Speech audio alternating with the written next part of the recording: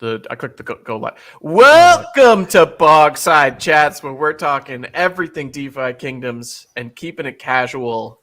My name is Matty Peskin. I botched that opening. That was one of the worst that ones was ever. what was the what? You want to do the That's welcome again? No, it's all right. I had a last minute question from Guy right when I clicked the button. But I am joined by Franz and Guy Kid. Boys, how we doing? Doing all right. I'm a little salty against salty friends tonight, so just be ready for that, I guess. Salty Franz tonight. I'm a Everybody, little fan pineapple-y. favorite. take warning. Sponsored That's sweet. That's a tonight's episode. sweet Guy Kid tonight.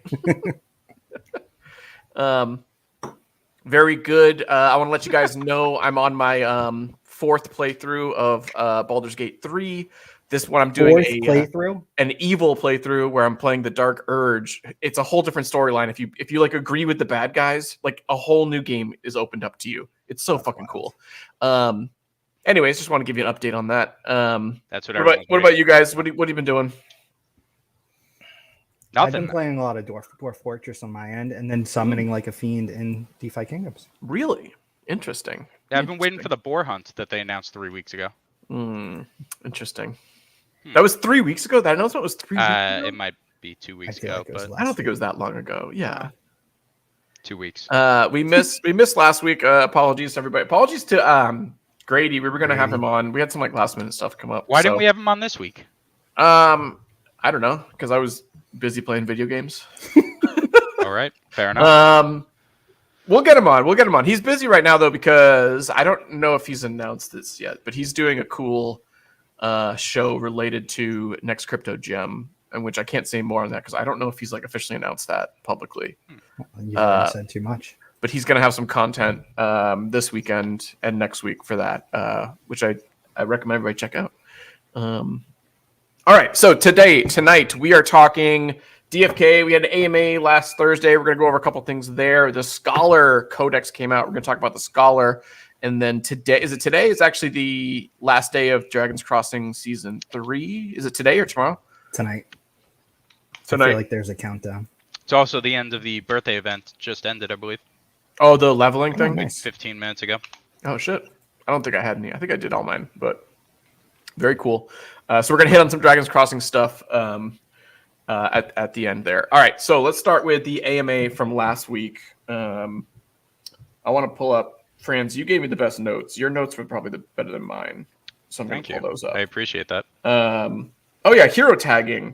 I didn't listen, so I'm basing it on your notes. What is hero tagging?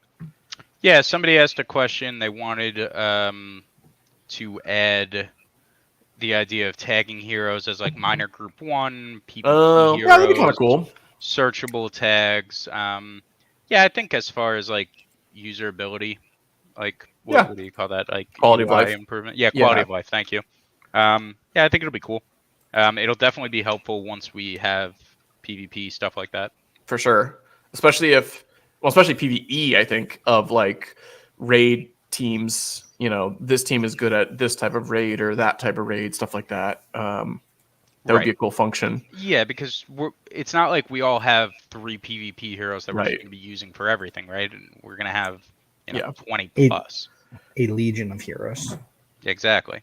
And you're going to want to keep them in specific groups, so PvP. Well, and it's not to get too far ahead of ourselves, but I think with the codexes, there's clear counterplays as well. So you could have certain counterplay builds that if you could tag those as well, that'd be great. Yeah, definitely. Very cool. Yeah, I hope they put that into place because I would love that. Even with just questing, separate from PvP, questing would be nice. It didn't sound like it's going to be anytime soon. Right. But they all the team agreed they want to do something like that, right? Yeah. I mean that's with the aim. Yeah, let's continue. Okay. Yeah. Well, if we want to get into it, let's get that salty Franz out front and center. It sounds like the Void Hunt is still pretty far away from happening. Yeah. Do we have Guy? Do you have the? I'll pull it up. Give me a sec. Okay. I'm very excited for it. I think everybody who's involved in this game wants there to be an actual gameplay, actual PvE, or actual PvP even. But I'm getting an echo. Is that just me? That's just you. It's just you. Okay. But yeah, I think when they made the announcement, I was very excited. It's now looking like we got a ways away before we actually see this Void Hunt. I've got it pulled up if you want to share. Yeah, so they published this spreadsheet. Did this spreadsheet's release kind of tick anyone else off? I mean, not really. All right, so let me just play through kind of what was going on in my mind, right? Okay. So when they were birthday events, happy birthday DFK, Void birthday. Hunt. Yep. We had a week or two before that they started changing all their icons. They were changing all the Discord icons. They were clearly building to something big. It was exciting. Yeah. Right? Good amount of event, hype built up around it. Yeah, I agree. Birthday comes. They say the Void Hunt, PvE. We had a pod that night. We were very excited. We were talking about how this is kind of entering to a new kind of path forward for this game. Like we were seeing some of the substance, and then nothing. It's to me, it was built up in a way where they were saying, "Hey, this is coming. This is happening." I thought it happened that night, the way they were building it up.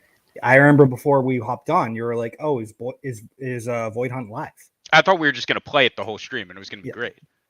And then I think we're 2 weeks past now. You guys said, from the birthday. Yeah. So now we're 2 weeks. They have this in process testing document. There's nothing green on it except for what is that? The art. I don't know. It left a very sour taste in my mouth. I mean, building something like this, I know doesn't happen instantly. Right. Sure. I think what you're more upset about, and I'd agree with too, is just like how it was portrayed. Like, hey, this is right around the corner and it's coming, and the hype that was built up around it. The communication, and I feel like I might get some flack for this, but the communication felt very dishonest. And I'm just going to say that. I don't know about dishonest. I just think it was very like, this is a legal term, like puffery, like very much like it, like they weren't lying to you, but they were just using marketing terms that like, soon TM and stuff like that. Like, Yeah, I just feel like as a community, we deserve more than that. We've stuck with them through a lot of bullshit, and we've done our best to remain positive. Not to say we haven't had any negative odds, because we have. But it just, to me, it was done in a way that was meant to generate buzz, and then they kind of pulled the rug from under us after that birthday. I'm nervous to say dishonest, because that implies bad faith, and I don't think there was any bad faith. I think it was just marketing hype that they wanted to get some attention and wanted to, get the crowd like worked up and excited. I don't think they genuinely were trying to like trick anyone, Okay, then if that wasn't the case, then I would say that it was what's a good word here? Just disappointing, the lack of kind of what was there on the actual birthday. If it wasn't dishonest, then it shows a lack of understanding of their own community. I think. I think everyone I feel like knows. I'm taking this in a way you guys weren't expecting. So no, I understand this complaint, and I think it's legitimate. I think you're maybe hitting them too hard, because I don't think their intent. I don't think they had this like, is this bad intention or this like ill will towards the community, and that's where I feel like that's where I would push back on it. Otherwise, though, I do think it is kind of annoying, because I think this is still months away. And so the announcement made it seem like it was a trailer for very soon. And I think there's clearer communication is all I would say. If it wasn't going to be ready shortly after the birthday, why? Because they wanted that hype train to keep rolling, and I get that. I get the kind of merit behind that, but I think it leaves the community feeling a little bit like now what? It'll come out, and when it comes out, it'll be fun. I'm still going to play it. I'm not trying to sit here and say, screw DFK. But I think it's important, and something I think the community lacks is the ability to keep the team accountable, hold the team accountable, because we're all so worried about bullishness and people from the outside attacking us. So we have to be these good little soldiers on the front line for DFK. And I think we've lost some of the accountability that this community had 6 months ago, 8 months ago. I think that's fair. I think also too, anybody, I don't know, because it's been kind of a roller coaster, kind of ups and downs. We've lost a lot of people along the way. So, the remaining soldiers, which is a good word to use for it, maybe have a certain attitude now. And so maybe that's fair. I mean, I think this is a very like meta community discussion that we're having. This is like analyzing who's playing and what's going on here. I don't know if I don't know if the team cares about that at all. I don't know. Maybe they don't. Yeah. Maybe they think that it'll all be fine once this is released, and that might be true. They're probably right. Yeah. I think better communication maybe would have, if they had said like, hey, we're gonna talk about, like, I think the way they did the combat testing grounds was a great way, where Workhorse and Bolon and Hubert all came out and said like, hey, this is super early. We're going to give it to you guys because you guys have been asking for it, but it's not polished. It's not pretty. Yeah. It's like a very early version that we're going to do just for you guys because we love you. I feel like that communication was much better than where this one was like, let's get pumped. We have PvE. It's coming.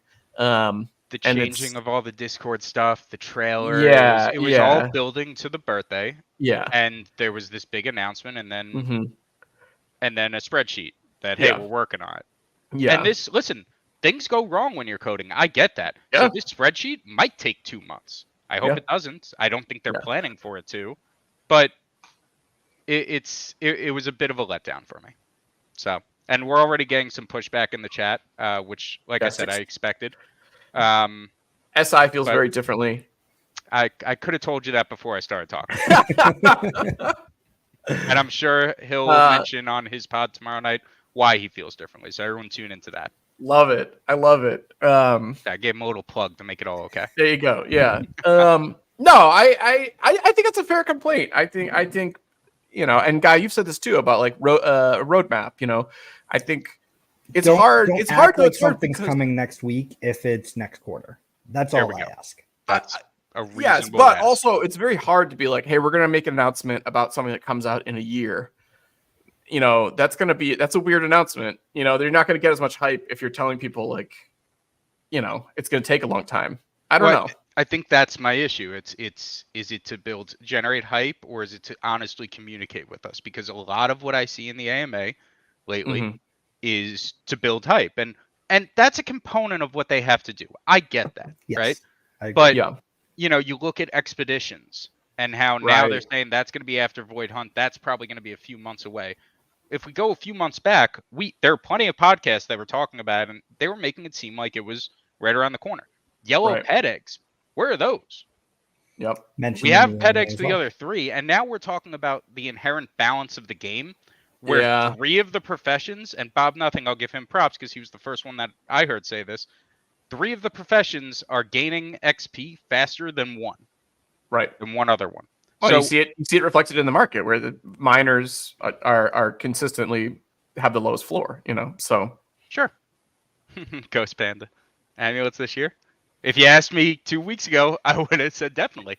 Yeah. No, I think it's this year. For sure.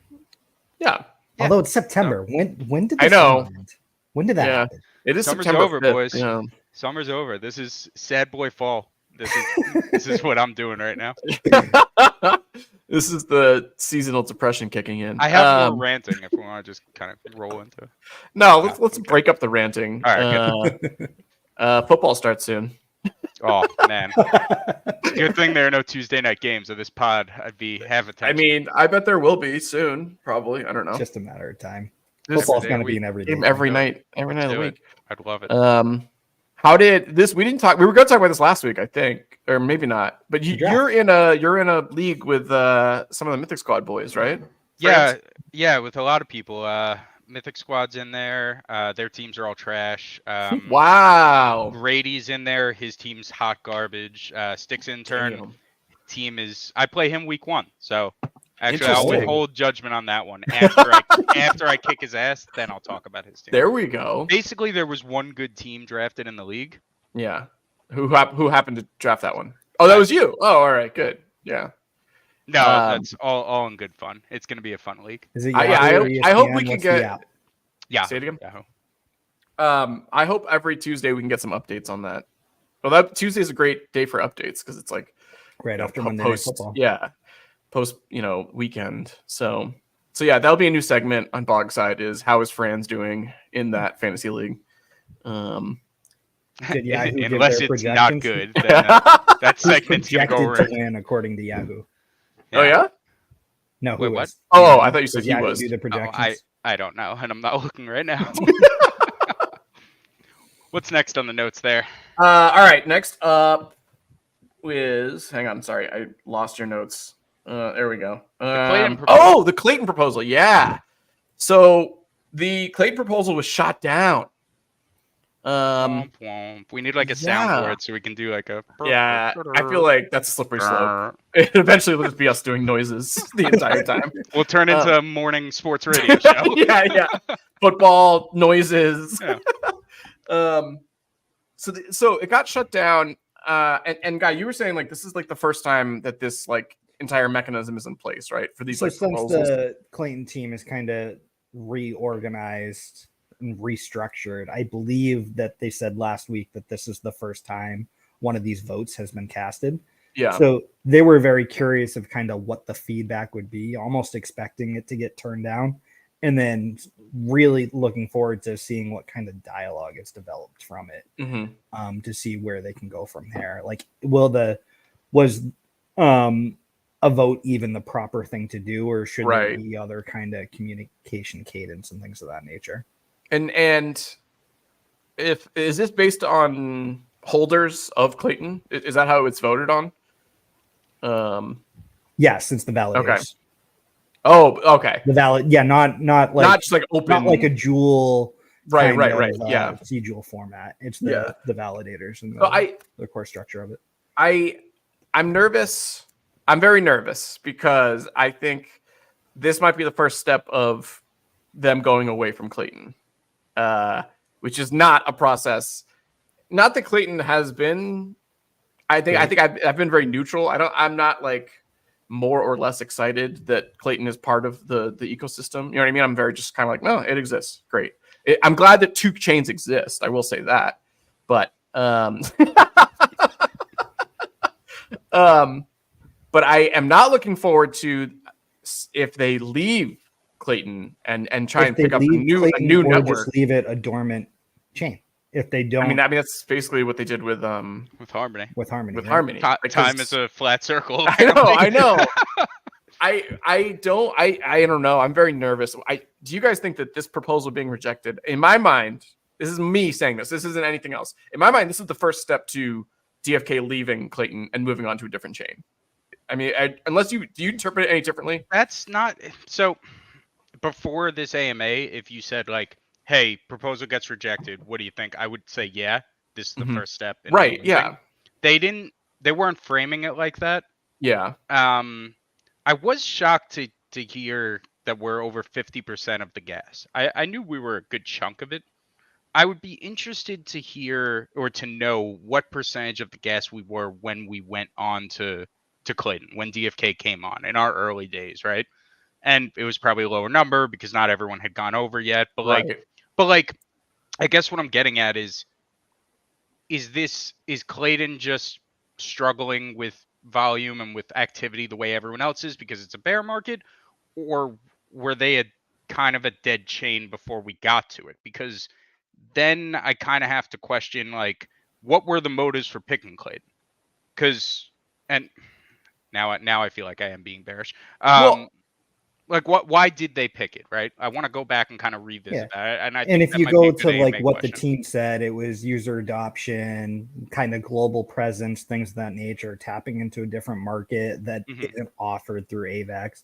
And those all sound like good, valid reasons. But like, yeah, to your point of if Clayton didn't really have like a clear runway themselves from a growth perspective. But myself reading the Clayton Foundation white papers and like what they're trying to build over there. Well, though not the white papers, the marketing slick I was that we gonna call say, white papers. it's like, holy crap. It was a very like the very one-page loose summaries, white the one-page paper. summaries everyone reads. Yeah. Yeah, exactly, right. Like they very much projected themselves as a gaming blockchain, and I think that's what DFK was really seeking out and looking towards. I think that was what I was going to say. I agree with both these points here, and I think when they first started and what they were looking to do was to tap on that, Asian. I was going to say Korean, but it's not in Korea, is it? It is. Yeah, like the Korean gaming market is one of the largest, if in the entire world. And I think the hope was by engaging with a Korean company that market that would be tapped. And I think that didn't happen. And now I don't know whose fault that was. I don't think it was anyone's fault. It just kind of was like bear market. Clayton maybe didn't do as many things as they could have. GFK maybe didn't do as many things as they could have. It just never became popular there. And so everyone's kind of just holding empty bags here, and it's just kind of like, well, what are we going to do? So I don't know. I don't know. I just don't think like that the initial reason was wrong. I just think none of the reasons why they did it initially ended up coming to fruition later. And so that's why we're kind of like, we're kind of in a tough situation now. I do think it's tough that the Clayton team looked at their blockchain of like, it is owned by, I forget the parenting company that is very much business focused and running balance sheets and P&Ls and all that. And they made a business decision to downsize the team, the Clayton team. And I think that's where a lot of the overlap and the cohesion with the DFK team kind of left. Interesting. Well, I'm curious on, and I should have done more research on this before we talked about it, but that interview they did with that one guy, is he still part of the team? No, he's the one that got restructured. Oh, man. So it's like he was the one. Yeah. Yeah, I think I'd like a little more information on, is the communication with the Clayton team still as strong as it was? Right. It's a tough kind of crossroads, right? Because I think we all agree we don't want to move chains. Like going through that again sounds awful. Yeah. But are we at a point where, like, looking at Clayton, if you ask the team in earnest, right, no marketing talk or anything, do you think another chain would be a better fit? I'd be curious to see what their answer is at this point. I think going into it, we were all bullish. It was great. But things have the landscape has obviously shifted in the past few months. Right. And no again, fault of the teams. This is the second Christian Peter comment I put up because I think he's a smart guy. He's a very smart guy. I'm always impressed by how smart he is.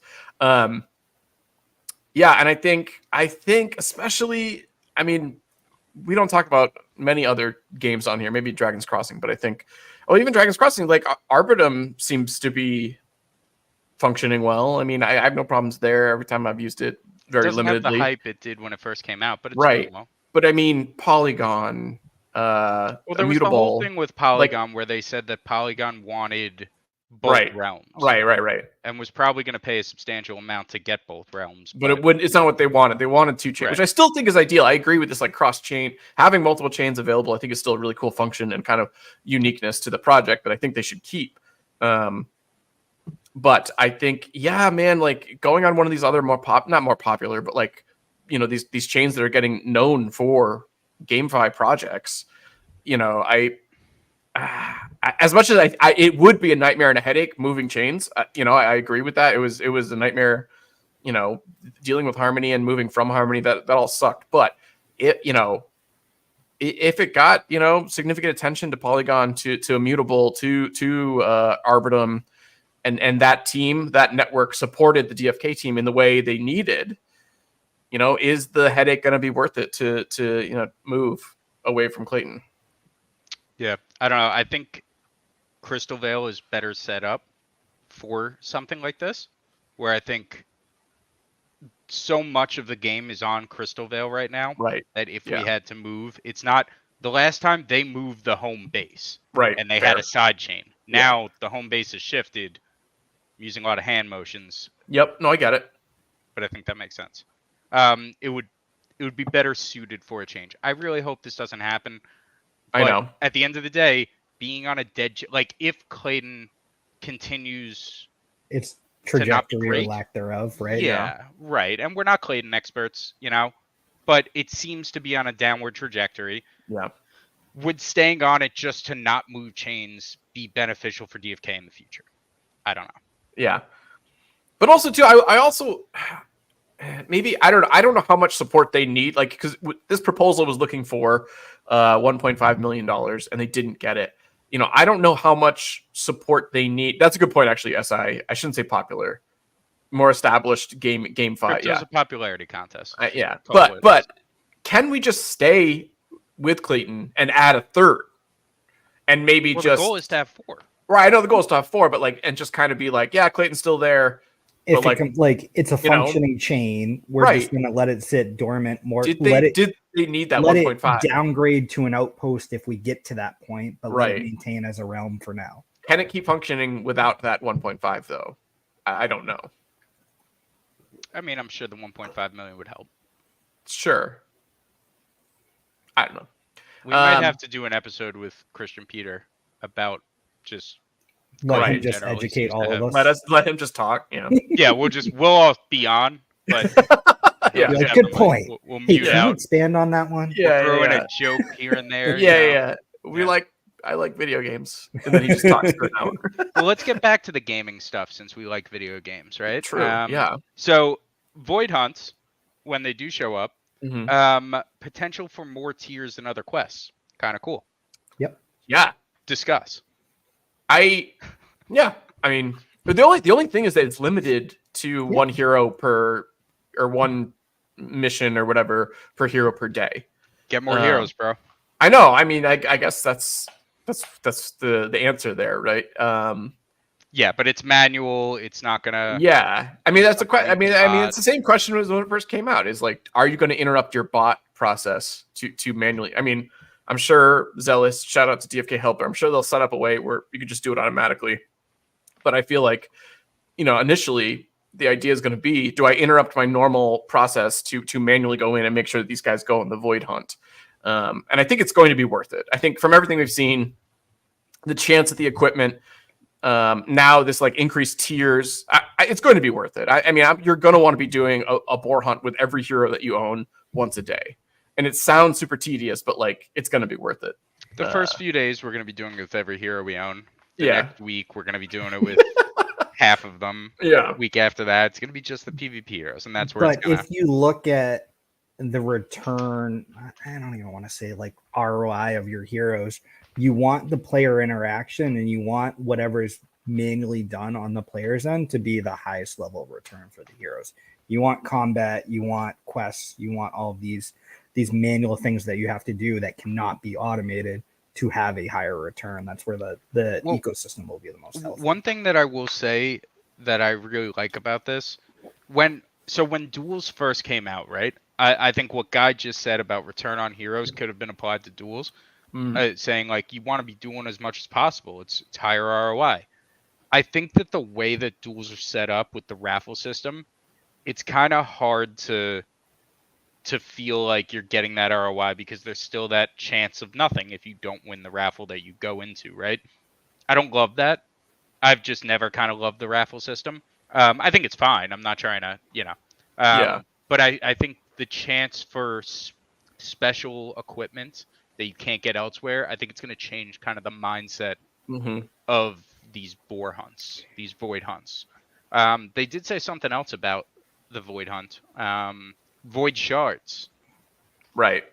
Void shards, Hubert said, can be consumed to unlock specific void hunts in the future. Harder ones, different ones. So they're starting to kind of show the thought process behind the kind of PvE tree. Right. Which I'm really excited about. No, it'll be super cool. I mean, I think this goes back to your initial thing of I am super excited and I love talking about it. I mean, I could talk about video games for hours upon hours, but I think I'm also hesitant because I know this is so far away. I love the idea of a branching tree of PvE where it's you need X amount of void shards to unlock the next level. That sounds like exactly the type of games I'm into, collecting resources and making decisions on how to do different things with them. That's what I want, and that's why I'm so drawn to this whole entire game and ecosystem of just like owning your assets and being able to interact with the environment. I get amped for that, but like I need to temper my expectations because I think it's still very far out. I don't know. But to your point about like kind of building towards something, I mean, Yeah. I think that's what draws a lot of us to DFK. I love games where, you know, you're not just kind of playing through it and it's whatever, where you're kind of building something that's gonna be kind of everlasting in the future. And that's what I love about DFK. I'm leveling up these heroes, I'm building this army, and you know, once you add kind of PvE to that, the idea of unlocking more and more. I mean, there's a scenario in the future where we're on this podcast talking about quests and different quest lines, quest paths that other people haven't even unlocked, and like 100%. that's where I feel like we're going to be in our sweet spot. Oh my god, yeah. As well as SI, as well as Wowie, as well as, you know, Grady and Christian Peter, like everybody. Yeah. You know, when there is a like live, like ever changing ecosystem it involves gameplay, right? Like this is going to be insane. We're going to be doing a podcast tonight probably. because you'll be podcasting, I'll be playing. Fair. Because like the fact that it's you own all the assets means like this is going to be happening like in real time, and it's going to be so interesting, especially if and I'm sure we'll be able to do this, those void shards will be for sale on the market. I mean, I hope, they won't. Was that said? They are soulbound. Oh, which I like even better. I don't know. I would love if they were for sale.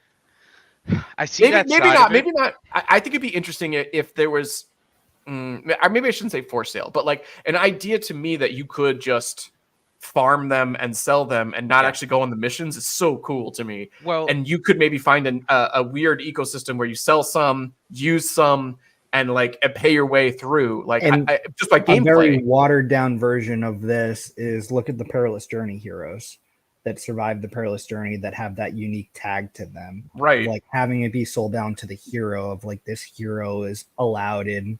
Right. Oh, that would be super cool. I believe it's while it's sold out. I'm sorry to keep stifling. No, I know. I know that's I believe that's what they said too. But it would be neat if it could be like hero sold down and giving a different layer of the value of the heroes because this hero has gotten to a certain tier of a quest line or whatever. Yeah. Mm-hmm. But I think just for this situation, they're going to have them sold on. But I think there's a scenario down the road where there is an asset in game that unlocks certain PvE or PvP options that can be bought and sold.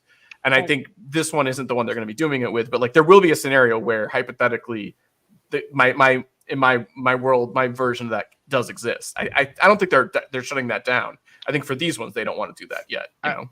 I think it's an interesting dynamic and interesting conversation, right? Of the item, the shard in this case, that unlocks the higher paths being soulbound so that you have to actually earn your way up. But theoretically, the loot will be better in those higher levels, and that's a portion that you'll be able to sell. So you can't buy passage into those areas where you get the higher loot, but you can sell the higher loot itself. Yeah. I mean, but what you're saying too, I like the idea of like just being able to sell access into those higher levels. But then is it a little too pay to win?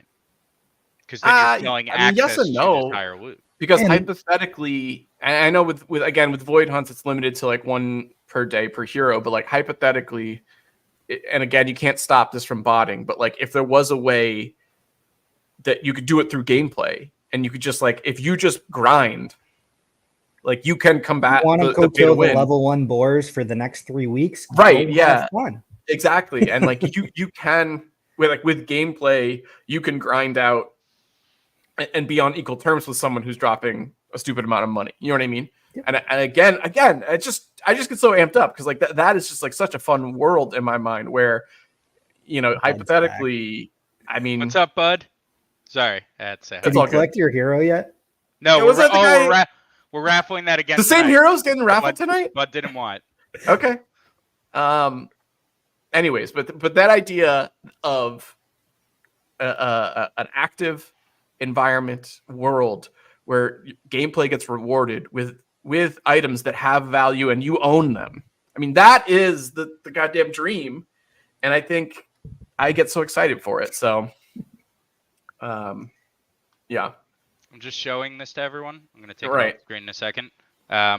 Brands keeps it has to be on the list again. Speak in the chat if you want your name in there. I'm putting everyone in chat in. All right. That was kind of a tangent on that, but I think that's why we're here. That's why we're excited. That's I why know. we podcast weekly on this game. Weekly, yeah. Weekly. All right, we've been going strong since last November, 2 Novembers ago. No, birthday. Fair. No, yeah. Anyways, I think that was it for AMA stuff. Unless there was more that I missed. That's it, unless there was more. There was travel. Do we want to talk about travel? I don't know. I know. They talked about it in a way that made me think that they're working on it and it's getting close. Hubert made a comment near the end of the AMA too, talking about like what he struggles with is trying to work on multiple things at the same time, so there aren't these big giant gaps between releases too. Mm-hmm. So I think he's always cognizant of that, and I think travel falls into that bucket too. Yeah, I mean, it's happening. It's a long ways out. I'm patient. Gonna unlock so much. Yes, I know, and I think that's why it's. And I think the three of us are excited for combat, but I would argue that the three of us are arguably more excited for the. Yes, I agree. The general world ecosystem that's built off of it all too. 100%. All right, let's move to Scholar because I'm excited to talk about that.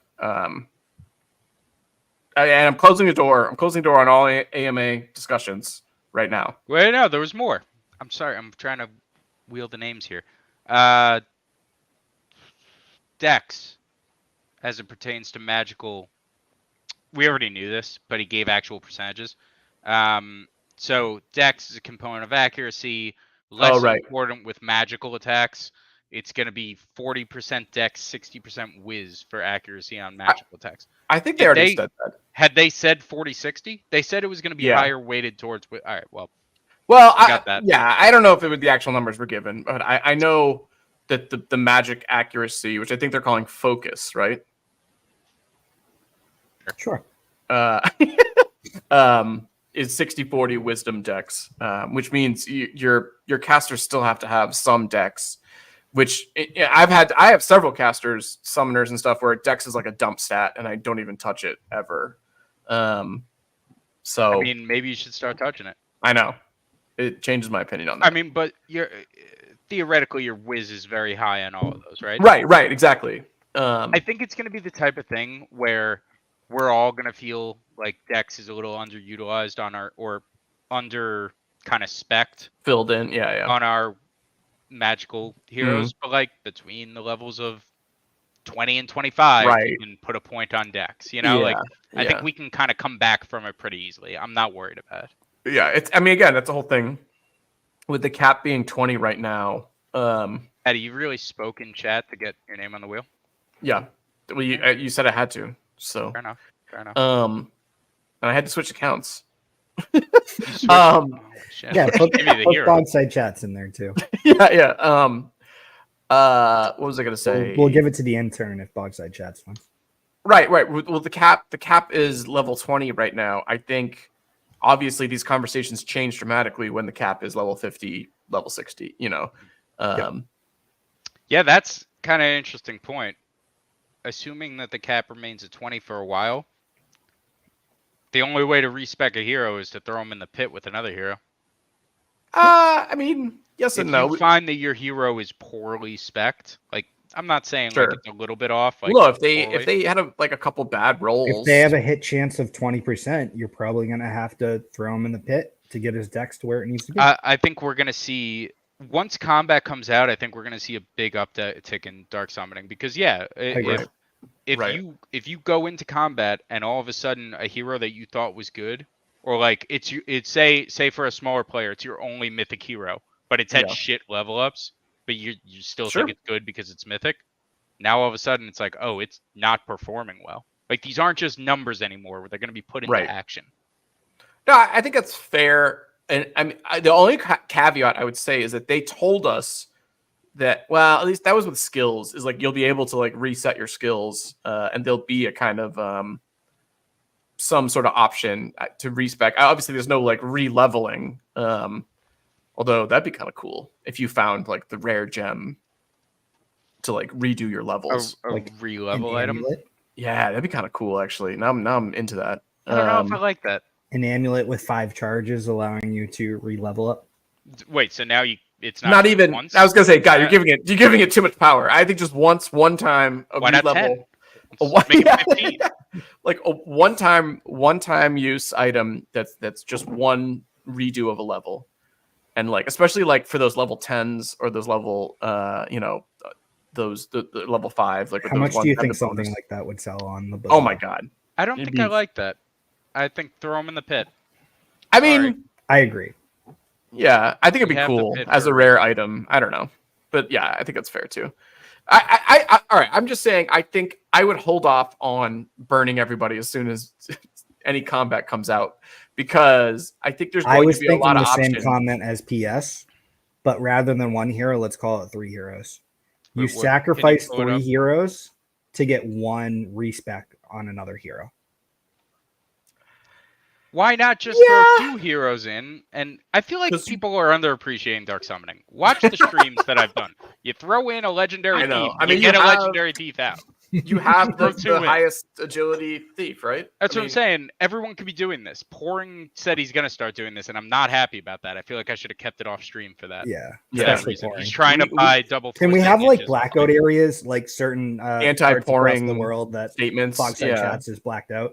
You wanna have like subscribed tweets almost, like we only give certain information to our subs. Honestly, we should we're gonna cancel the podcast because Pouring listens. Well, no, he was trying to buy a double foresight legendary ninja off me, and I was like, I'm not gonna sell it to you.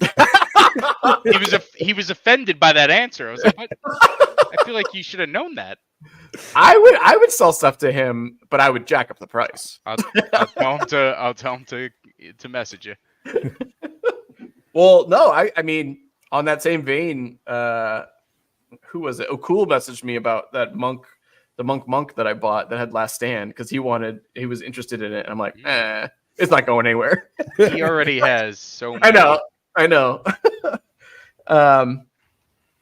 All right. Where were we on the list? Are we moving to Scholar? I'm sitting here looking at Scholars that I could kind of DS on the spot. Ooh, that'd be fun. I have one that's legendary and level 10. We'll see if I have another one. Or go find one. I mean, level does not get valued well enough in the tavern, I think. So I have a level 9. Level 9 and 3/4 Scholar Thief with double Chatterbox legendary. Ooh. If I could find another, but that's the thing. I have to find double Chatterbox. Yeah, you're not gonna. I have a level 10 with legendary and clutch, but like, that's not good enough. Oh, yeah. Here's a good one. I just got my second legendary Legionnaire Archer. Where was I going with that? Yeah, no, just Legionnaire Archer. I'm gonna DS 2 of them for Dex. It's gonna be an offensive Archer or offensive Legionnaire. Yeah, I thought you already have one of those. I thought. Wait, it's an Archer Legionnaire sub. No, it's a Legionnaire Archer sub. Oh, interesting. So I'm gonna do the Legionnaire Dex path, which I think most people are 100% ignoring. No, yeah, there's Legionnaire's Dex is naturally pretty high. But if you could boost it, and you obviously use like a huge stone for that. Greater stone. Yeah. But so I got 2 of them now. Oh yeah, that sounds awesome. So they're both level 1. So it's gonna be a while. Yeah. Are you gonna will you wait till 10 or are you gonna get antsy at 5? Gotta wait till 10. Yeah. No, I mean that's fair. But you're gonna be so antsy. Be waiting through 15. I mean, it doesn't really matter. I feel like the difference between 10 and 15 is not that dramatic. The difference between 10 and 20. I mean, but like obviously. I do remember people saying that the 15 boost isn't that big. Because it's just one individual stat. There's no percentage change, so it's not like that dramatic. Mhm. The percentage change though But is the percentage is what I'm going for. That's what I mean though. That's why 10 is way more important than 15. Oh, you're saying 15 is just a stat, not percentage. Okay, right. Gotcha. Yeah. All right. You gonna pull up the Scholar and talk us through it? Yeah, I would be down for that. I use Wowies as my that's like always. So that's what everybody should be using. If you're not using know. Wowie Super Spec, get on there. Well, no, Do you have the I link? I use it for his ratings, but also I think he just formats it very clearly, like to read the moves and stuff like that. Well, yeah, and the thing I don't like about how Workhorse puts it out is he puts it out as like an image. So you can't search it. I think that's Bolon doing that. I don't think that's All right, well, I don't mean to place whatever. blame in the wrong spot, but why am I I like frozen? to search Is my mic keywords. working too? Yeah, your mic is working fine. You're frozen in such a great pose though. We're just gonna leave it. Fantastic. It is. You're gonna leave that. That's really We're leaving good. that for the rest of the stream, but we can. You hear might you want to make that your profile pic. It might have to. All right. Do you guys? I mean, I'm down to go down move by move. I don't think we need to go move. We don't need to go move by move. I do want to mention. Well, number one, he's got a ton of heals, which is not really a surprise. I think we knew. I'm kind of surprised. I really thought it was just going to be utility based and not a healer. What are you my laughing at? pose? It's frozen. Yeah, Can't get over it.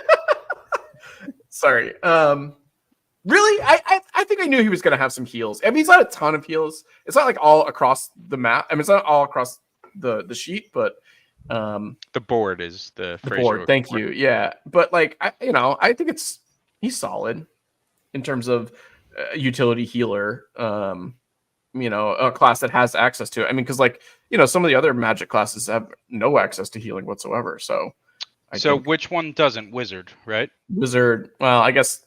Yeah, that's it. I guess Magic was too specific. I meant like sport classes. There's some like Pirate has no option for healing, I think, and it's kind of like a classic support guy, Yeah. Yeah, I mean, I think Wizard's not support. Scholar is. I think we can kind of look at this and think other support classes will have healing. Like, I don't expect Summoner to have any heals because I don't see Summoner as support.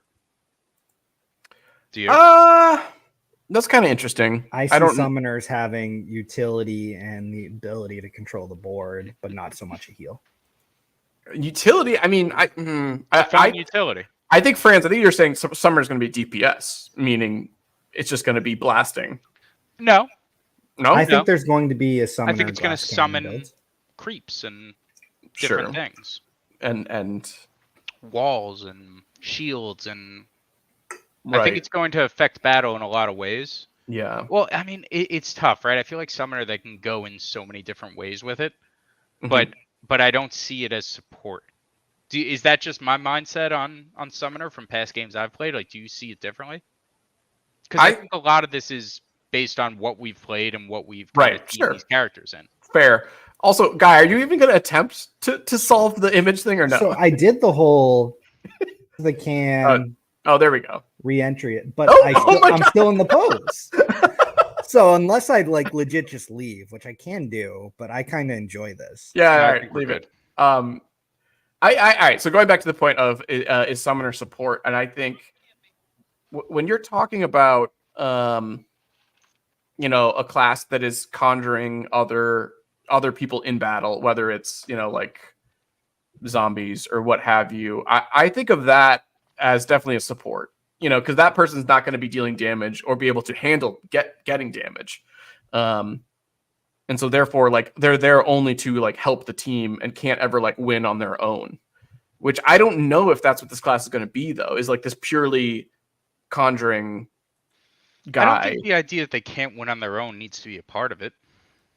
I was praising that poorly. Like, I'm just saying, like, they can't be a tank. They can't be a DPS. They're there exclusively to help for utility, as someone said. Yeah, I'll push back on that. I think there will be tank moves with the summoner to be able to conjuring something that tanks. That's a fair.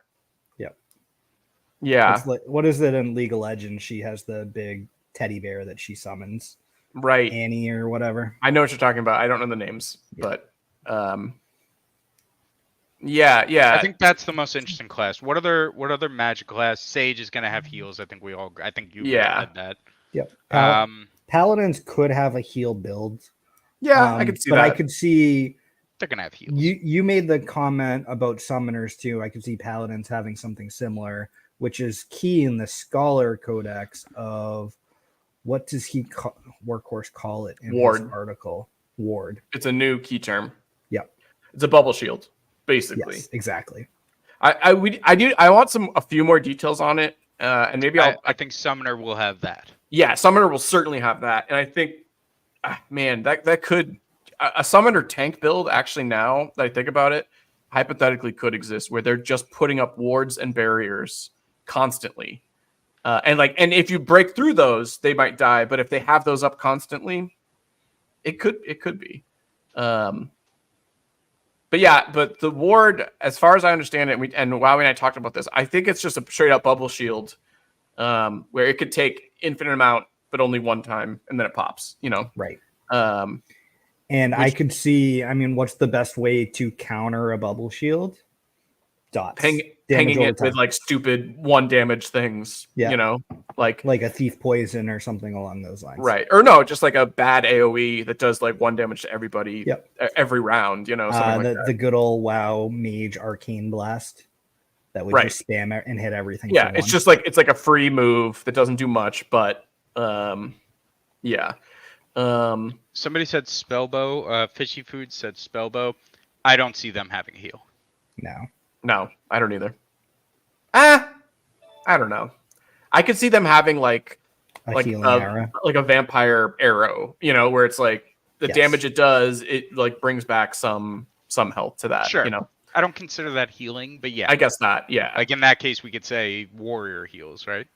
Yeah, it has it does, but whatever they call that. Bloodthirst or something. Bloodthirst, yeah. I'm leaving and coming back, by the way, because I can't believe I'm still frozen. Jeez. I think it's a great pose. It's already been screenshot. Yeah. Shout out SI. He has sent it to me already. All right, but let's pull back here. I'm very interested that had heal. I think it's very interesting. And even more so than that, though, it has access to arcane power. So arcane power is this resource that previously only wizards had access to, and it sort of, the more you gain of it, there he is. All right, keep going. The more you gain of arcane power, the more it can kind of infuse your moves to be more powerful. But then also you can use it to infuse the moves with more power. So it's sort of this resource that you have to manage how much you use of it and how much you're building up of it. It makes the wizard a very complicated class. It does kind of complicate the scholar class a little bit. But the scholar class, I think it's a little bit more straightforward because it's straight up like, do this move and gain arcane power. And then do this move or you use arcane power for this move or don't. Like it's kind of simpler, I think, than the wizard. But this is only the second time we've seen a class have access to arcane power, which just pumps me up for like more and more classes having access to it for like weird combos with wizards.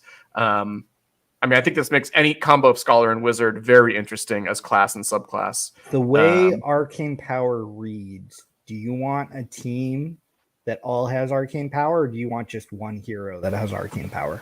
So, great question, because scholar, separate from wizards moves, and they might change this, I don't know if they will, but wizards moves, the arcane power they gain only helps the wizard. Yeah. Scholar has moves where the arcane power, everybody gains arcane power when the scholar does a move. So therefore, the all arcane power scholar team makes much more sense. Now, I'm not saying all scholar, but like if there are classes, a scholar wizard's probably going to be a very popular combination. Mm-hmm. And based on that, the only tank I could see having some level of arcane power, I think, would be the paladin. Yeah, I think that makes sense. Dark Knight, maybe. Is Dark Knight a tank, though? I don't know. The great question. I think it's a front row player. Right. Yeah. Yes. And maybe when it comes out, you can argue it's second row because of the magic. But I think it'll be interesting. I think does he have the vitality and the endurance to handle it? I mean, Paladin certainly does, but I don't know. Yeah, I mean, it's a high endurance, high vitality hero. Yeah. SI makes a good point too of arcane. If the subclass is a wizard or a scholar or any of these classes, does that give the hero the ability to have arcane power? So Wowie and I talked about this. I think I forget if he agreed with me. Sorry for not listening to the full 5 hours. Don't worry about it. I don't know if I don't even know if we discussed this at length, but in my opinion, every hero is going to have access to arcane power, like by default. But if you don't have any move sets, it's just going to be 0 forever and won't matter. You know what I mean? Like, right. And so I think everybody will have access to it. Only certain classes will have moves that utilize it. So therefore, it's like, why? Yeah. But I think there might be your warrior is going to have generated arcane power, but to what point? Right. But I think it might be interesting because they've said they might go back and redo some stuff for other classes. Because I certainly think like when they released Archer and Knight and some of the early classes, like they hadn't even thought about arcane power. So I could see Archer, for instance, not having access to gaining it, but if it has some arcane power, that it could maybe do a magic arrow shot, and it's just a one-off, just one move, and it's like up to you if you want to add that to your Archer. If your team happens to have a scholar who can infuse his friends with arcane power, Or do you add some kind of multiplier or modifier for basic attacks that you could do like a basic attack with arcane power or something along that?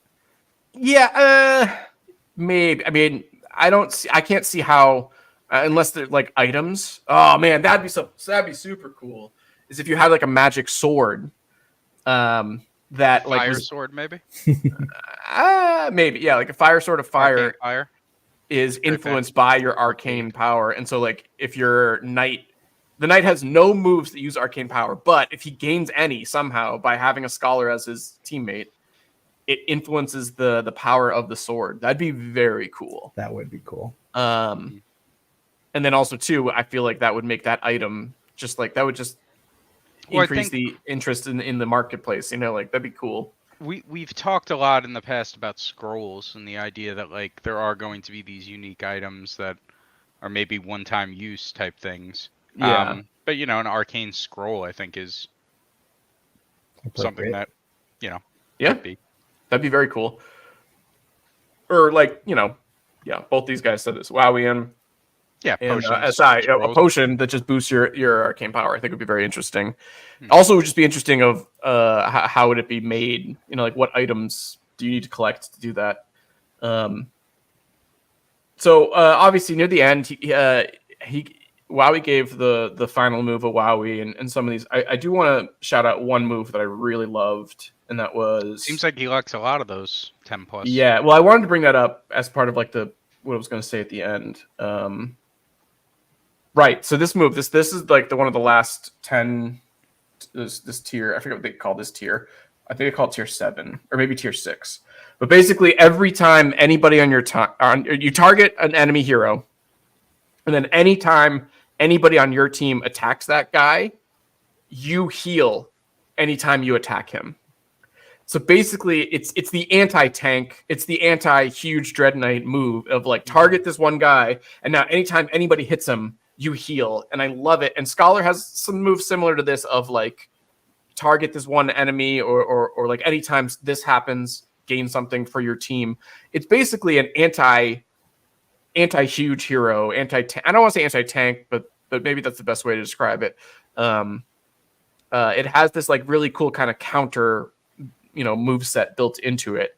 Wowie and I commented like this is how you defeat those scary teams of like 3 Dread Knights or like a Dread Knight and 2 support guys who are just building the super one guy. This is the counter to that. It's a counter build is the Scholar. I think the ideal way to do it. So I thought that was really interesting. I did want to shout that out. I feel like Scholar it will depend on the meta of like what's popular. And if building like one huge scary guy and buffing him is like the meta, I feel like Scholar is one of the ways that you might be able to counter it, Yeah, I will say they need more kind of ways to counter something like that, right? It can't be one skill on the scholar tree. No, there's other moves. There need to be options throughout the yeah. different skill trees, but I think that'll come. No, yeah, and there's other moves that I'm just saying like that one. I really liked that one move. It was a 10+ move that I or no, not 10+, a tier 10 move that I really liked. There's other moves like you could just see on the list here, party members, allies, party members. There's a lot of like team boosting moves that the scholar has in general. And in general, I think the scholar is kind of like a counter guy. Like that's what he's there for, which I love. That just has flavor. It makes sense of like, he just outthinks the like really big, scary guy on the other side. So it's interesting seeing, if you go back to our pods, 6 months ago, right before we started getting these skill codexes, we were talking about new classes and the idea that with the magic classes, especially looking at the stats, it's hard to differentiate. They're all high whiz, they're all high int, some are higher whiz, but like they all look pretty the same. Yeah. And we said the codexes would set them apart. I think we're in a spot now where they've given kind of personalities to each of these classes. 100%. And that's fun. That's a lot of fun. No, I agree. I agree with that wholeheartedly. Especially too, I think Seer being such a curveball. I think we sort of wrote it off as a wizard, wizard junior, but I think they really made Seer interesting based on the I codex, still don't understand the Seer codex. So yeah. I mean, sure, I agree. I agree with that. Yeah, that's definitely the most confusing. I think it's healing, but also game breaking. But anyways, it brings me to a general comment I want to make. So this is the last basic class that came in. Okay, Scholar. We now have all the basic classes. And something Wowie and I were talking about, and sort of in general here, they're going to be making adjustments. Right. And a big thing that Bolon says every single, AMA is don't ape into broken mechanics, which I have disregarded completely. And whenever I see something that I think is insane, I buy immediately. Now, I wrote it down and I think I deleted it. Although I think it's in my chat with Wowie, so I'll have to follow up with him. But Wowie was talking about how just because he gives it a Wowie, that doesn't necessarily mean you should go all in. In fact, the ratings that he gives Wowie are probably the most susceptible moveset to being nerfed. Sure. Right. And so my question is now, I guess going back to Bolon's, refrain, we have all the basics now. Don't ape into broken mechanics. Of the basic classes, are there any that you're nervous to purchase? Because and I'm going to talk a little bit so you guys can think of how you want to answer this, because we didn't prep this and I'm just coming up with it. I think Pirate for me, I think Pirate is insane and like the most broken, quote unquote, most broken of the basics. It is the strongest kind of, the way the pirate move influences all the other moves of the pirate. I think it makes that specific build so strong. And I think it is most likely going to get nerfed or changed. And so I'm nervous to kind of go all in on a pirate. I think, I still have done it and I haven't stopped myself from doing that. But when you look at all these classes, if you guys have or have not, like, are you nervous to make any purchases based on these codexes that you've seen, especially now that all kind of the basics are out, kind of like as a general review? Guy, do you want to go first?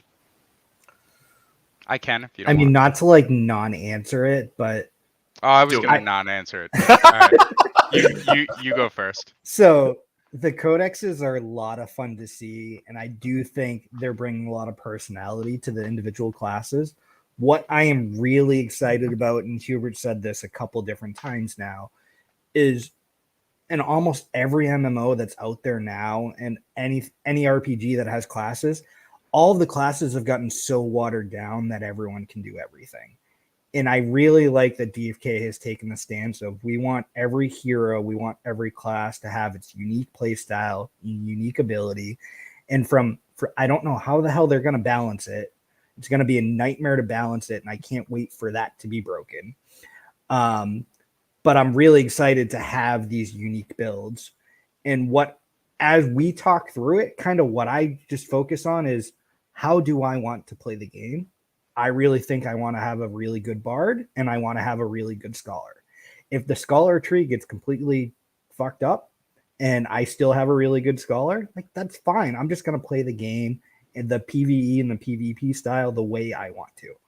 Is it not necessarily the meta or whatever? I don't necessarily care. You guys know how I play games. I'm not trying to be number one in the world. I'm trying to have fun.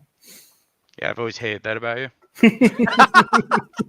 I think that, by the way, that was just a beautiful answer. But Thanks. Please, that was Franz. yeah, it was great. Well, so I would say, yeah, I'm not really looking at codexes too much when I'm picking out heroes that I think are going to be good, right? If I want a pirate and I want to have the best pirate, we all have an equal share of the codexes, you know? So That's a I'm great way to going look to at be it, able to build the best pirate based on the codex the same way everyone else is. You know, a given meta, that might be different, but I'm looking at the stats. I'm looking at the codexes for how the stats impact them. You know, like, is Dex as heavily weighed in the codex as it is in the stat growth? Mhm. You know, that's something that I'm going to look at.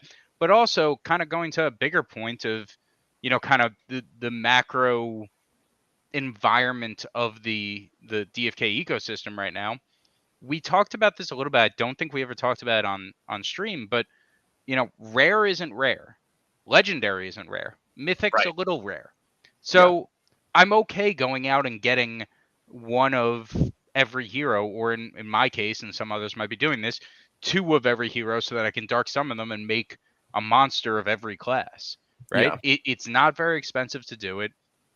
It's not very hard. Like, what's the price on legendaries right now? Like 200 crystal? What's 200 crystal? Like $2? $2. I think it's a little more than that.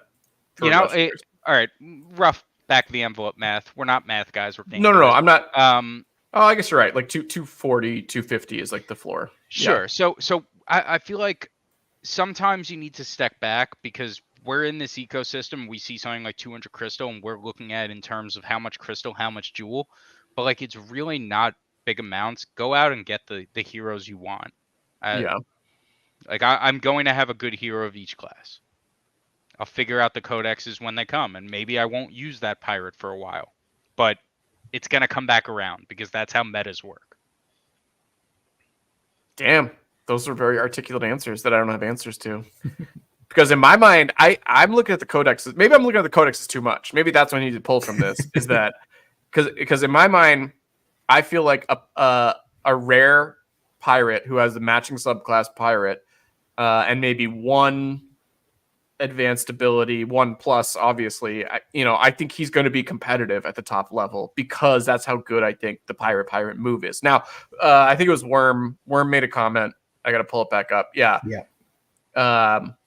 It's going to be a while before we have access to these capstones. So maybe I'm kind of very good point. Overthinking it. Again, they're not moving. That level 20 cap is going to be there for a long time. Because I could see them doing some kind of workaround that the abilities are like what we have in the testing grounds. You have access to all the abilities, even though your hero is not level 50. I could see us having that type of gameplay. I don't think so. I mean, maybe you're right. I just doubt they would. I don't know. I feel like it's let's get a basic game out first. Yeah, exactly. It's getting that's getting too convoluted at that cool point. idea. You know what I mean? But, yeah.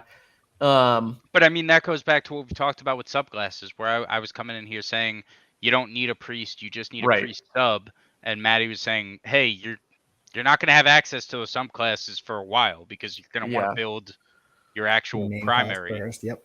Yeah. You know? So. Yeah. I think you guys answered that question very well. And I was hoping to debate. Thanks, I was hoping to debate like the codices and like no, this one's better than that one. You guys both like they're all gonna change. We need to be better as people. And I'm like, fuck. And I think and of note, and again, I love Wowie and I love his ratings. I disagree with some of them, but I think something he said and is apropos here is that like the ones that he's rated very high, I'd be nervous on those ones because they might be nerfed.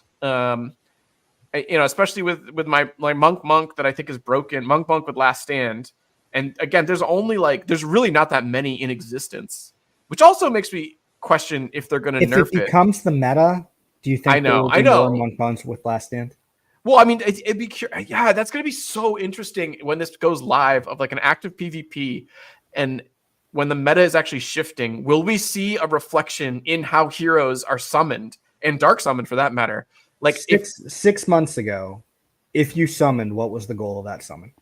Just to get advanced Mutations. Right. Yeah. Mutations. Well, for us, it was just advanced. I don't Yeah. Exactly. And now that the dark summoning is a thing of, you can definitely focus on throwing in 2 heroes of the same kind to upgrade that hero. Right. As crafting continues to develop, some people will start summoning for crafting. As a meta in gameplay develops, people will start summoning towards the meta. I can't wait. It's gonna be so interesting. Oh, so I lost it. Continue talking.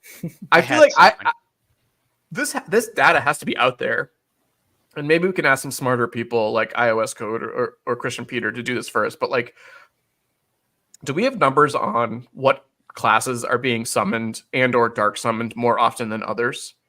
Yes. I know there's a lack of, I believe, monks and something else out there, wizards, or that that was true like 3 months ago. But yeah, like I feel like that would be super interesting to see, and especially like when they do these codex releases, I'm sure like scholars bump up. Well, like people trying to get more of them. All the new classes are going to be higher because the people holding the Gen Zeros, a majority Right, of the are Gen more Zeros, active. the older Yeah. classes are gone. Yeah. Makes sense. So, but I would find that would be super interesting as meta shifts live. You know, weekly. I got what I was going to say a few minutes ago. Mhm. The other kind of component of this that we're not discussing or not thinking about is the actual formulas, not just the codex. Right. But like the evasion formula, the strength formula, things like that, because we've talked about the thief specifically, right? Agility is their highest stat, but it's not really represented well in the codex. That's because it's going to be represented in the evasion formula. So that's a whole other part of this that we don't have yet. Yeah, No, Guy, wholeheartedly. do you want us to put that up on the screen? Sure. Also, I'm going to put this up on the screen one more time. If you haven't spoken in chat and you want to win a hero, speak in chat. Did I get in? Oh, and Sergeant speaks immediately. Wow. He's only here for the giveaway. Wait, am I in? I'm on the. Yes, you're in, Maddie. All right. Thanks. You're in. Thanks. Franz keeps also in. Franz keeps it. Better win again. I'm so excited. All right, sorry. So what am I looking at here? So there are 63,000 thieves in existence, and there are 2,800 dread knights in existence. Does that sound right? No, this is stats. Well, so mean total stats is 112. Oh, I see what you mean. So there's both. You're just pulling the numbers from it. Yeah. Right, but I mean, this is interesting. But I want to know like summoning trends and how those change trajectory over time. Like especially like it'd be very interesting to see like scholar codex is released. Was there an increase in scholars being summoned at that point? You know, Yes. I would imagine so. I imagine that for every codex release there was a bump. Maybe in the beginning codexes. Yeah, maybe not. Like, yeah. I feel like there's less kind of general excitement just because. Well, first off, it hasn't happened. We've seen a lot of them. They only did they did the scholar. It's been months since in between monk and scholar, so it just doesn't happen as often. Yeah. I'm excited for the advanced to start. I know. I'm so excited. I hope that those come Dark out next Knight's week. going to be a big one. I want to come on the Wowie show when Dark Knight comes out. 100%. I mean, for the first hour. As much authority as I have on that, I'll make it happen. All right. For the first hour, like 45 minutes. After that, you guys can ramble. You have to come up with a like fake excuse midway through, and like blatantly fake. All right, fair enough. I'll come up with something. Yeah. I've also been doing a fantasy draft for the past like half hour, so I apologize that my attention has been elsewhere. Got Patrick Mahomes though, so that's fun. In what round? Hopefully round 3. It's an 8-team family league. Oh, it's not real. I see. Okay. Anyways, yeah, I would love to see. basically what I'm saying is, especially because this is all like blockchain, this information is going to be accessible hypothetically. You're looking at it. I don't know. Well, this was all right. So is this? This Dread Knight, is though. Dread Knight summoned by month. That's super cool. Yeah. This is what I want. Wait, Dread go to Knight, Scholar. Dread Knights specifically are really cool to look at. Does it have? Yeah, go Scholar. Well, when did Dark Summoning come out? Probably this month. Probably, yeah. Probably this month. November of 22. Is this counting Dark Summoning? I would assume, yeah. I would assume, yeah, too. Where did you get this info? DFKdata.io. Who created this again? Guy, I feel like you've talked to should him. know. You've talked Is it to on him. Reek? Yeah, it's on Reek. Okay. Oh yeah, Shout out this to guy him. does a ton of these. Yeah, He's awesome. He's been around for a while. He does the pet one too that Mythic Squad uses all the time. It's another tab on this website. Mosh is up to like 9,000 hatches or something stupid. My God, he hasn't slowed down. Wait, go back to that. So it didn't change though. My theory. Yeah. Scholar was pretty much the same. Yeah, it's pretty much the same. But like, I'm so excited for even a PVE, but especially a PvP is live and there's a meta shifting. Will we see the summons shift as the meta shifts? Oh, once PvP's out, yes, absolutely. And it's going to be super interesting. And but I think the summons, sure, but the tavern sales definitely. The taverns are, yeah, for sure, Yeah. and that makes sense. But I'm curious on on summons and if like if you are somebody who stockpiles Gen 1 10 of 10s, right? Are you going to push? I mean, I don't know. I don't know how many of those people exist, anyways, who have a bunch of those and are not constantly summoning with them. But I'm sure they exist where they just like have them ready to go. Mm-hmm. And if PvP all of a sudden moves towards like, archers are more popular and you have the archer thief combos, are you going to push your summons if the meta is pushing towards that? Mm-hmm. I also feel like it's tough because this is. The meta could shift very fast, and like how quickly is the tavern going to respond, and then after that, how quickly is summoning going to respond? Oh my God, it's gonna be such a cool ecosystem. Like, and I'm really curious to see how long seasons will be. Right. And if the DFK team can do it right, of like, even if the meta's broken, like a season's a season, let that kind of run out. Oh fuck! That reminds me. I was going to wrap up. Yeah, I was going to say I was going to wrap up the podcast, but we said we were going to talk Dragon's Crossing. Salty Franz is still here. That was a nice segue there, guys. Yeah. All right. We're rambling on this. There isn't really a point here. We don't have to go into it. Well, no, we still have to do the giveaway too. Maybe we could talk Dragon's Crossing next week, especially because then the season will wrap up at that point. But my point is, in general here, I think I'm taking the codexes very seriously and buying and selling, based on them, when really maybe I shouldn't read too much into it. I don't know. Well, so one more point though about like the summoning and the, know, the selling, like, so a meta shifts, Dark Knight becomes really popular. Yeah. It's not like any Dark Knight that you put on the market is going to just sell like crazy. It's going to be PvP ready and PvP type heroes. Fair. Yeah. I sold a mythic 10 of 10 wizard priest with double efficient for 7,500 crystal. Like I put it up there and I was kind of like, maybe it'll sell. Yeah. And it sold pretty quick. I think it took. Wait, how many summons did you say? 10 of 10. 10 of 10. Yeah. Mythic wizard priest with double efficient. It was great hero.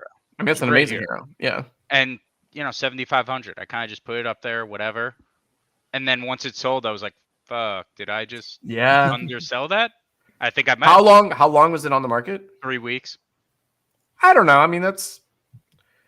And you were comfortable with that. I think that's a fair. Yeah, I mean, it's a nice return. Yeah. And it came from my Gen 0, so I have the chance to do it again. Oh, beautiful. Yeah. Low chance, awesome. But Cassius, floor of rare pets, super low. Yeah, I didn't see that. Do you have that on there, guy? We don't look at pets. We never look at pets. Go to Mythic Squad for your pet. Yeah, talk, watch Mythic Squad. No, that's a good point though. Like I don't know, pets are gonna be involved in combat too. I feel like they're getting a little lost. And that's the end of the podcast. Like that's how we do it. That's what we just like. Yeah, they'll be involved. See you later. No, Like, jeez. I mean, no. Sorry, I know. I'll go back to my fantasy draft over here. Sorry to bother you. No. Um, I'm just saying, like, that's as much as I think about pets. I don't know. Maybe I should be thinking about them more. I finally fed 10 pets so that my duels heroes have pets equipped. Yeah, there you go. You don't have them on auto feed? Yeah. No. Why would I do One that? thing auto I will feed. say, if I can rant again a little bit, Yeah. the whole kind of not the UI, the whole process of pets and switching pets is so friggin' annoying. Like it's Oh. just a lot. We can't sort yet by like heroes that don't have a pet and pets that don't have a hero. You can in pets, I think. Can you show me? You can sort by equipped or not. Actually, no, you can't. Don't No. think you can. Yeah. Yeah. Because I realized I have like 25 heroes that don't have a pet because I bought them and like And just after you the just initial, never. Yeah. and I was like, shoot, like, but now the 20, I understand why we have the 24-hour cooldown. I get that. But oh, it makes it so Oh. painful because it's I was like gonna I can't say- just sit down and no, I'm ranting here. Come on, you can't just sit down and take care of it all at once. It's a 2-day process, and that's outside my attention span. All right, you can go, Maddie. I was gonna say there's an option to do hungry or not hungry, Yeah, that But- doesn't help me though. but the ones that are not attached show up for at hungry, which doesn't help. Actually, this is something that like you could throw in an AMA question and they could fix. And throw it on Beatles They can put it on the list. Right on yeah. No, they probably can, and I probably should. Yeah. All right. Yeah, this last segment tangent. This was supposed to be scholar. What happens to scholars? Anyways, let's do that giveaway. Let's give away that hero, friends. Hold on, it's my pick. What are you going with? What round and what player? It's an 8-team league. It's not. Oh my goodness. I think I'm going with Gabe Davis though. Sky Moore's available. Who's I have Gabe Mahomes. Davis? Yeah. Playoff Gabe? You say That's- that like I should. that's I what they should call know him. Who he is? I don't think anyone actually calls him that. All right, we're giving away a hero. So, Guy, can I give you the hero number? Sure. I'm just looking at all my legendary heroes. Any for sale? I Usually don't think so. we have a Franz. I haven't Franz is shared selling screen. these heroes. Yeah. Oh, wrong count. This is the only hero on my non-bot account. What do we got? I'm not there yet. Right. So we're giving away hero. We have the So it's Crystal Vale. No, excuse me. It's Doesn't matter. New Sarandale. Doesn't matter. 204620. The So middle it's this one. guy. Shout out to Worm. If you Oh, haven't yeah. been following along, this has been about a 2-month process. For Worm, I won this in a raffle hope because I Worm wins commented it. on his YouTube. Yep. I said I was gonna re-gift it or re-raffle it. Mm-hmm. I won the first time, so I kept it. The second time, Bud won. He said, "Nah, I don't want. I'm here to support Guy Kid, and that's it." And then I think we forgot about it for a few Yeah. weeks there. Still level 1. Light Not doing great on the leveling. Is he on the bot account at least order. by now? No, he's No, not. no. This isn't my concern. It's whoever wins him. It's This their. hero needs a good home. He needs a better owner. He definitely does. Shoes my girlfriend wears. Or I she. feel like he's been in. He or she Yeah, has been in a raffle before. No, yeah, I've seen that user. Ben Force. I love that. I would like to soulbound donate. No soulbound donating. Not a thing.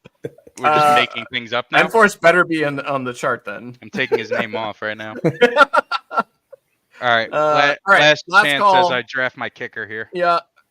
You drafted a kicker already? Defense or kicker first? Man, that draft must have gone so Rounds soon. it's over. When did it start? 9 o'clock. It's 8 teams. True. Yeah, it's quick. There's nothing to it. Especially is anyone on auto draft? I think there was one. My team's pretty awesome though. So Do we All have right, Cassius in here? We do have Cassius. Cassius. Yep. Cassius is in there. All I right. believe. Yep. Right here at the bottom. Why do we have Stixer in turn 2? Is there anyone we're supposed to add that isn't here? Is 16 turned in twice? Yeah. Intentionally. That's unfair. Random Mythic Squad member has been makes sense. added. Yeah. What does that mean? I don't Grady. even know what that means. No, of the 3 of them, we'll pick one randomly. Yeah. All do you right. have Doer? Dewier? Dewey War. Dewey War. I was like, Oh, that can't that be makes his sense. name. How do you really pronounce that? Who else should we throw on? You got Bud. Gotta on, put right? Bud in. Bud's in, Bud again. All right. Is Franz keeps it in there? First name on the list. No, it's. Oh, I shuffled. Yeah, France keeps it. All right. Beautiful. Shuffling. Here we go. I hope I win it because I'm not giving it away. I'm keeping it. You are giving it away if you win it. Just not going to send it to you. Oh, go back Go back to to Worm. Oh! Tolls. Tolsrathy. Excellent. Oh, I really wanted that to hit Baxter Worm. That would have been great. All right, Tolsrathy. Tolsrathy. If you're still here, contact me. Otherwise, we've talked on Discord. I'll message you. Maddie. Right. Back to you. This has been an episode of Bogside Chats. My name is Matty Pesk for Franz and for Guy Kid. Thank you guys for joining us, and we will catch you next week. See you. Love you guys.